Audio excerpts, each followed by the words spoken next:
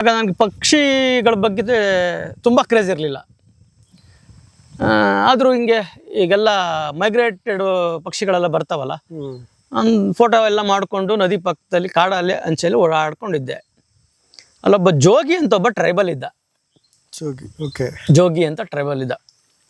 ಅವನೆಷ್ಟು attractive ಆಗಿದ್ದ ಅಂದರೆ ಇಲ್ಲಿವರೆಗೂ ಕೂದಲು, 6 ಫೀಟು. ಅಂದರೆ ಆ ಬಟ್ಟೆ ಯಾವಾಗ ಒಗಿತಿದ್ನೋ ಅವನಿಗೆ ದೇವ್ರಿಗೆ ಗೊತ್ತು.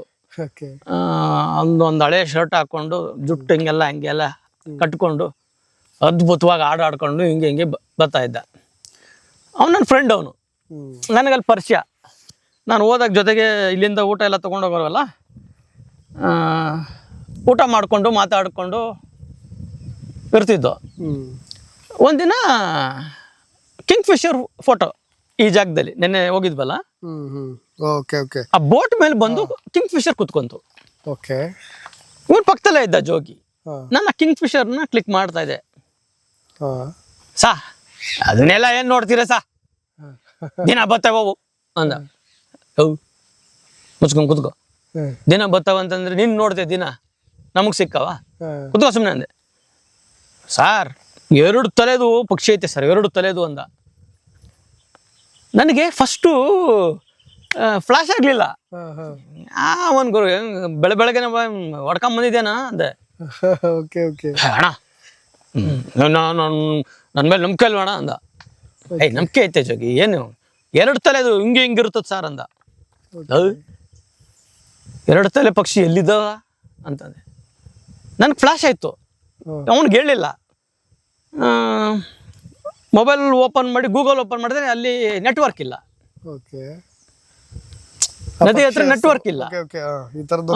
ಸ್ವಲ್ಪ ಮೇಲ್ಗಡೆ ಅವನು ಕರ್ಕೊಂಬಂದು ಕಾರಲ್ಲಿ ಕೊಡಿಸ್ಕೊಂಡು ಕರ್ಕೊಂಬಂದು ಅಲ್ಲಿ ನೆಟ್ವರ್ಕ್ ಸಿಕ್ತು. ಗೂಗಲಲ್ಲಿ ಓಪನ್ ಮಾಡಿ ಗಂಡ ಬೇರುಂಡ ಇದೇನಿಲ್ಲ ಜಗ್ಗಿ ಅಂದೆ. ಅಣ್ಣ ಇದೆ ಕಾಣ ಅಂದ. ತಮಾಷೆ ಮಾಡಬೇಡ ಕಣ, ಇದು ಗಂಡ ಬೇರುಂಡ. ಇದ್ರ ಸಂತತಿ ನಾಶ ಆಗಿ ಬಹಳ ವರ್ಷಗಳಾಗೋಗಿದೆ. ನಮ್ಮ ರಾಜ್ಯ ಲಾಂಛನ ಕಣ ಇದು, ನಮ್ಮ ರಾಜ್ಯದ ಲಾಂಛನ ಅದು ಗಂಡ ಬೇರುಂಡ ಅಂದೆ. ಅಣ್ಣ ನನ್ನ ಜೊತೆ ಬನ್ರಣ್ಣ, ನಿಮ್ಗೆ ತೋರಿಸ್ಲಿಲ್ಲ ಅಂದ್ರೆ ಕೇಳ್ರಣ ಅಂತಂದ. ಒಂದು ಒಳ್ಳೆ ಕತೆ ಆಯ್ತಲ್ಲ, ಇಷ್ಟು ಕಾನ್ಫಿಡೆನ್ಸ್ ಆಗಿ ಹೇಳ್ತಾವನಲ್ಲ ಇವನು. ಸರಿ ಇವತ್ತಾಗಲ್ಲ ಕಣ, ಲೇಟ್ ಆಗೋಯ್ತು, ಬೆಂಗಳೂರು ವಾಪಸ್ ಹೋಗ್ಬೇಕು ನಾನು. ನೆಕ್ಸ್ಟ್ ವೀಕ್ ಒಂದಿನ ಅರ್ಲಿ ಬರ್ತೀನಿ, ಸಿಗು ಅಂತಂದೆ. ಬಂದೆ. ನೆಕ್ಸ್ಟ್ ವೀಕು ಶನಿವಾರ ಬೆಳಗ್ಗೆ ಬರಬೇಕಾದ್ದನ್ನು ಶುಕ್ರವಾರನೇ ಬಂದ್ಬಿಟ್ಟಿದ್ದೆ ಬೆಳಗ್ಗೆ. ಹುಡುಕ್ತೀನಿ, ಪಾರ್ಟಿ ಸಿಗ್ತಾ ಇಲ್ಲ. ಅದು ಯಾವ ಕಾಡಲ್ಲಿ ಹೋಗಿ ಮಲ್ಕೊಂಡಿದ್ನ, ಎಲ್ಲಿದ್ನೋ ಗೊತ್ತಿಲ್ಲ. ಹಿಂಗೆ ಲೋಕಲ್ ಕೇಳಿದಾಗ, ಸರ್ ಅಲ್ಲಿ ಬೋಟ್ ಒಳಗೆ ಮಲ್ಗೊಂಡ್ ಸರ್ ಅವನು ಅಂತಂದ್ರು. ಎಬ್ಬಿಸ್ಬಿಟ್ಟು ಅದೇನೋ ಅಂದೆ. ನಡ್ರಿ ಸರ್ ಅಂದ. ಹೊರಟ್ವಿ. ಸುತ್ಕೊಂಡು ಕಾಡಿನ ಗ್ರಾಮಗಳು, ಹೊಲಗಳು, ಗದ್ದೆಗಳು ಎಲ್ಲ ಜೋಳ ಎಲ್ಲ ಹಾಕಿದ್ರು. ಆನೆಗಳಲ್ಲೇ ಅಷ್ಟು ದೂರದಲ್ಲಿ ಆನೆಗಳು ಮೇಯ್ತಾ ಇದ್ದು. ಈ ಕಡೆ ಗ್ರಾಮಗಳು. ಸಾರ್ ಸುಸ್ತ 2 ದಿನ ನನ್ನನ್ನ ನಾಯಿ ಅಲಸ್ದಂಗೆ ಅಲಸ್ಬಿಟ್ಟ. ಓತಿ ಹುಡ್ಕೊಂಡು ಹೋದಾಗೆ. ಆಮೇಲೆ ಯಾವುದೋ ಒಂದು ಮರದಲ್ಲಿ ಏನೋ ಒಂದು ಕೂತಿತ್ತು. ಅದು ಗ್ರೇ ಆರ್ನ್ಬಿಲ್, ಗ್ರೇ ಕಲರ್ ಇಲ್ಲಿ ಸಿಗ್ತವೆ. ನಮ್ಮ ಬಂಡೀಪುರದ ಕಡೆ ಗ್ರೇ ಆರ್ನ್ಬಿಲ್ ಸಿಗ್ತವೆ. 2 ಪಕ್ಷಿಗಳು ಕೂತಿದ್ದು. ಒಂದು ಈ ಕಡೆ ತಲೆ ಹಾಕೊಂಡಿತ್ತು, ಒಂದು ಆ ಕಡೆ ತಲೆ ಹಾಕೊಂಡಿತ್ತು. ನನಗೆ ಒಂದು ಸ್ವಲ್ಪ ಎಲ್ಲೋ ಇರ್ಬೋದಾ ಅಂತ ಹೇಳಿ ಝೂಮ್ ಮಾಡಿ ನೋಡಿದ್ರೆ ಈ ಗ್ರೇ ಆರ್ನ್ಬಿಲ್ಗಳು. ನೋಡ ಇಲ್ಲಿ ತೆಗ್ದಿ ನೋಡೋ 2 ತಲೆ ಅಂತಂದೆ. ಅಣ್ಣ ಇದಲ್ಲ ಅಣ್ಣ, ಅದು ಅವ ತೋರಿಸಿದ್ರಲ್ಲ. ಅಪ್ಪ ತಂದೆ ಬಿಡ್ಬಣ್ಣನ ಎಲ್ಲೆಲ್ಲಿ ಓಡಾಡಿದೀವಿ ಗೊತ್ತಾ ಸಾರ್. 3 ದಿನ ಇಲ್ಲಿಂದ ನಾನು ಕಾರ್ತಿ ಅವ್ನು ಕಟ್ಕೊಂಡು ಅಲ್ಲಿ ಬಾವುಲಿ ಅಂತೆ, ಆ ಮಚ್ಚೂರು ಅಂತೆ, ಆ ಕಾಡುಗಳಂತೆ, ಆ ಕಬಿನಿ ರಿವರು ದಡದಲ್ಲೆಲ್ಲ ಕಾಡಲ್ಲೆಲ್ಲ ಓಡಾಡ್ಕೊಂಡು ಅಲ್ಲಿ ಲೋಕಲ್ ಅವ್ರನ್ನ ಕೇಳಿ, ಇಂಥವೆಲ್ಲ ನಾವು ನೋಡೇ ಇಲ್ಲ ಸರ್, ಗೊತ್ತೇ ಇಲ್ಲ ಸರ್, ನೀವೇ ತೋರಿಸ್ತಾ ಇರೋದು ಸರ್ ಅಂತ. ನೀವು ಆ ಕಡೆ ಬಾವ್ಲಿಂದ ದಾಟೆ ಹೋದ್ರೆ ಅವ್ರಿಗೆ ಎಲ್ಲ ಮಲಯಾಳಿ ಆಕ್ಸೆಂಟು, ಮಲಯಾಳಿಗಳು. ಕನ್ನಡದವ್ರು ಅದೇ ತರ ಮಾತಾಡಕ್ ಶುರು ಮಾಡ್ತಾರೆ.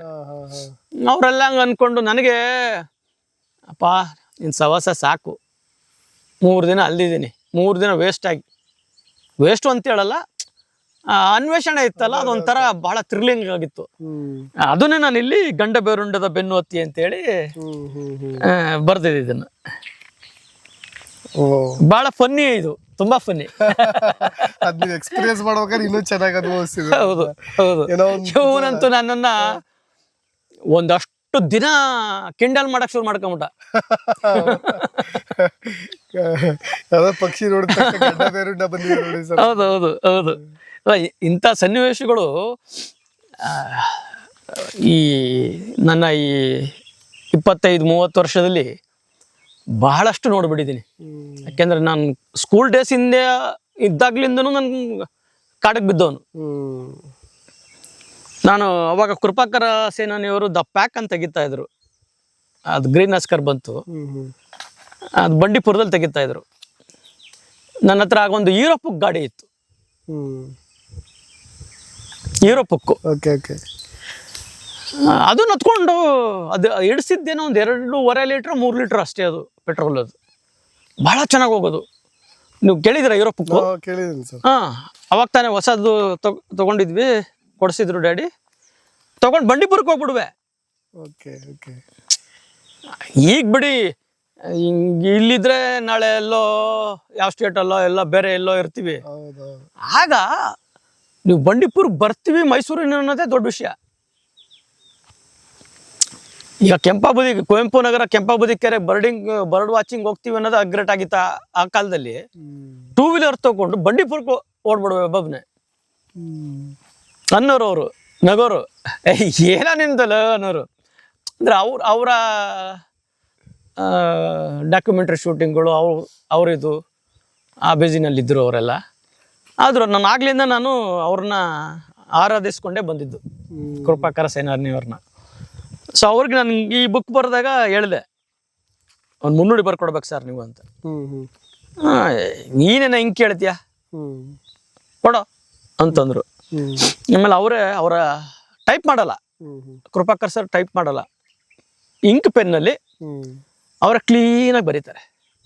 ಅದು ಇನ್ನೂ ನಾನು ನಿಮಗೆ ಈ ಮನೇಲಿದೆ, ಅದು ಫೋಟೋಸ್ ಇಲ್ಲ. ಅದನ್ನ ಅವ್ರು ಬರ್ದಿರೋದು 4 ಪೇಜು ನಾನು ಫ್ರೇಮ್ ಹಾಕ್ಸಿ ಇಟ್ಟಿದ್ದೀನಿ.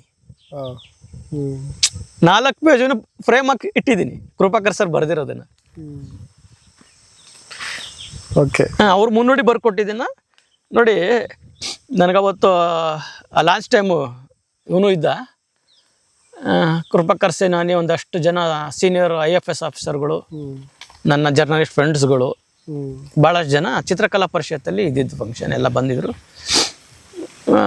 ಸರ್ ನನ್ನನ್ನು ಒಂದು ವರ್ಡಲ್ಲಿ ಹೇಳ್ತಾರೆ, ಪೂರ್ಣಚಂದ್ರ ತೇಜಸ್ವಿ ಅವರನ್ನು ತನ್ನ ಅನಂತ ವಿಸ್ಮಯಗಳಿಂದ ಕಾಡು ಬಂಧಿಸಿತ್ತು. ಹುಲಿ ಚಿರತೆಗಳ ಜಾಡ ನೀಡಿದು ಕಾಡಿನಲ್ಲಿ ಅಲೆದಾಡಿದ ಕೆನೆತ್ ಆಂಡರ್ಸನ್ ಪತ್ತೆದಾರಿಯಂತಹ ಕಥನಗಳನ್ನು ರಚಿಸಿದರು. ಅಂದರೆ ಇದು ಕೃಪಾಕರ್ ಸರ್ ಮುನ್ನುಡಿ.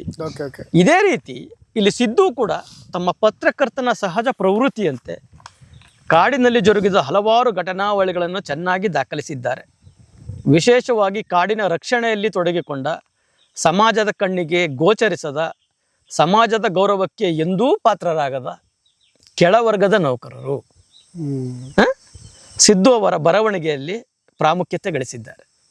ಅಂದರೆ ನಾನೇನು ಹೇಳಕ್ಕೆ ಹೊರಡ್ತೀನಿ ಅಂದರೆ, ನಮ್ಮ ಮುಂಚೂಣಿ ಪಡೆಗಳು ಅರಣ್ಯ ಇಲಾಖೆ ಕೆಲಸ ಮಾಡ್ತಾರಲ್ಲ, ಗ್ರೇಟ್ ಅವರು. ಅವ್ರ ಬಗ್ಗೆ ಎಷ್ಟು ಹೊಗಳಿದ್ರು ಸಾಲಲ್ಲ.